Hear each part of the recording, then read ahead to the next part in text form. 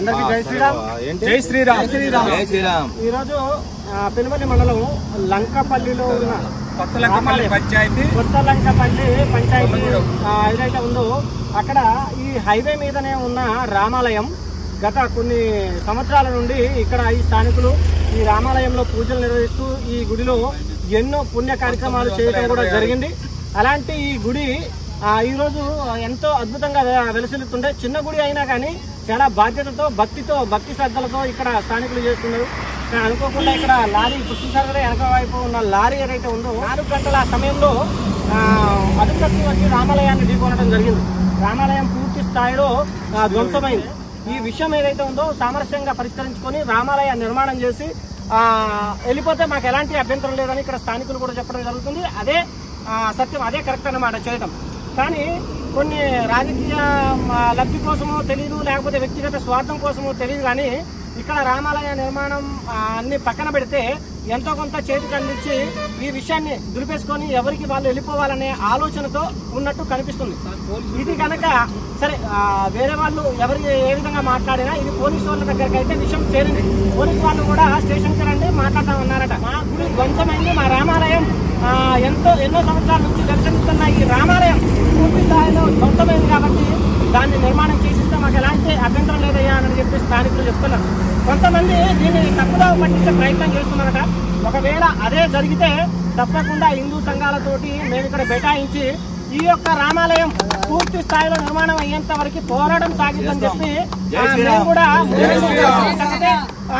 చెప్తున్న మాట ఇది. కాబట్టి ఎవరైనా సరే దీని మీద రాజకీయం చేయాలనుకుంటే మాత్రం చాలా కఠినమైన పరిణామాలను చూడాల్సి వస్తుంది, ఎదుర్కోవాల్సి వస్తుంది అని చెప్పి తెలియజేసుకుంటూ సెలవు తీసుకుంటున్నాం. జై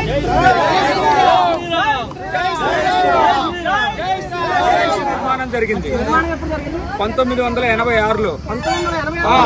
నుంచి కూడా చాలా నియమ నిష్టలతో కూడుకున్న రాములు వారు హైవే పక్కన ఎవరు కోరిన కోరికలు తీర్చే రామయ్య తండ్రి, ఆయన కోరిన కోరికలు తీర్చే రామయ్య తండ్రి. అలాంటి రాముడి గుడి ఈ రోజున లారీ యాక్సిడెంట్ లో ధ్వంసమైంది. దానికి మాకు తగిన న్యాయం చేసి మా రామాలయాన్ని మాకు నిర్మించి పెట్టాలని కోరుతున్నాం మేము. అది అంతకుమించి మాకేం లేదు, మా రామాలయం మాకు కావాలి. ఎస్ఐ గారు లేరు, మేము 10 మంది పెద్దలు వెళ్ళి కూర్చుంటే కానిస్టేబుల్ వాళ్ళు వెళ్ళి మాట్లాడి వాళ్ళ తరపున ఎవరో మధ్యవర్తులు వచ్చారు. వచ్చిన తర్వాత అది కూడా రాముడికి అన్నదాన కార్యక్రమాలు, పూజా పురస్కారాలు ఇవన్నీ భారీ ఎత్తున ఉంటాయి మాయి. ఇంకా ఇవాళ దేవుడి దయ వల్ల ఏంటంటే అక్కడ ఎవరు చనిపోలే, యాక్సిడెంట్ అయినాక మంచిగా రాముడి దయ వల్ల అందరూ మంచిగానే ఉన్నారు క్షేమంగా. గుడి మాత్రం శిథిలం అయిపోయింది.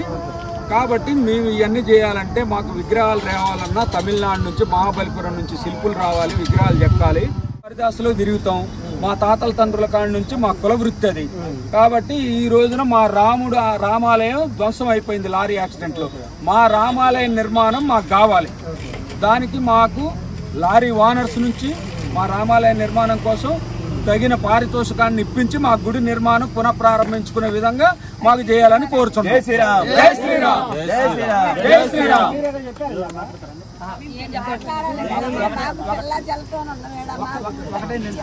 ఇప్పుడు మా దగ్గర ఉన్న మహిళలు వీళ్ళందరూ ఉన్నారు కదా, రాముడి దయ వల్లే బతికొచ్చాడు. దాని కింద పడి వీడియో మాకు ఆశ్చర్యం. అంటే ఆ రామయ్య తండ్రి 3 ప్రాణాలు కాపాడాడు, ఒకటి కాదు. ఒక లారీ డ్రైవరు, లారీ క్లీనరు భిక్షాటన చేసి ప్రతిరోజు ఆ గుళ్ళో నివసించే వ్యక్తి అతను లారీ కింద పడిపోయాడు. అతను 3 ప్రాణాలు ఆ రామయ్య తండ్రి నిష్ఠతో, దైవ నిష్ఠ ఉందని ఇక్కడ ప్రత్యక్షంగా నిరూపితమైంది. ఇక్కడ మాకు తగిలి ఈ చెవు కట్టయిందండి, చెవు కట్టయింది. అదొకటి మినహా ఏ ప్రాణ నష్టం జరగలేదంటే ఆ సాక్షాత్తు ఆ శ్రీరామచంద్రమూర్తి కొలువై ఈ గుడిలో ఉన్నాడు. వీడియో తీసినప్పుడు దాన్ని మనకు ఈ ఊళ్ళో ఎప్పుడు మాల వేసినా ఏ పోయినా మా దగ్గర భవానీ మాల, అయ్యప్ప మాల అన్ని వేసి కూడా ఈ గుళ్ళోనే. ఇంకా అదృష్టం ఏంటంటేనంటే అదే మాల్ వేసే టైం అయితే ఒక 10 మంది 15 మంది మాల్ వేసుకొని ఇక్కడే ఉండేవాళ్ళు. ఇంకా భగవంతుడు రేపు పొద్దుట వాళ్ళు వస్తే ఎస్ఐ గారు వచ్చిన తర్వాత కవర్ పెడతా ఉన్నాం. దాని గురించే ఈ రోజు మేము గట్టి పోరాటం చేస్తాం. లేకపోతే ఈ పాటికి మొత్తం అంతా అయిపోయేదే. ఇది ఎవరు లేరు ఆ సమయంలో. మేమిద్దరం ఇంకొకటి వెనకాల ఇంటి అప్పారావు అని ముగ్గురమే ఉన్నాం. ఇదంతా తారుమారయ్యేది వ్యవహారం. సాయంత్రం మాట్లాడదాం.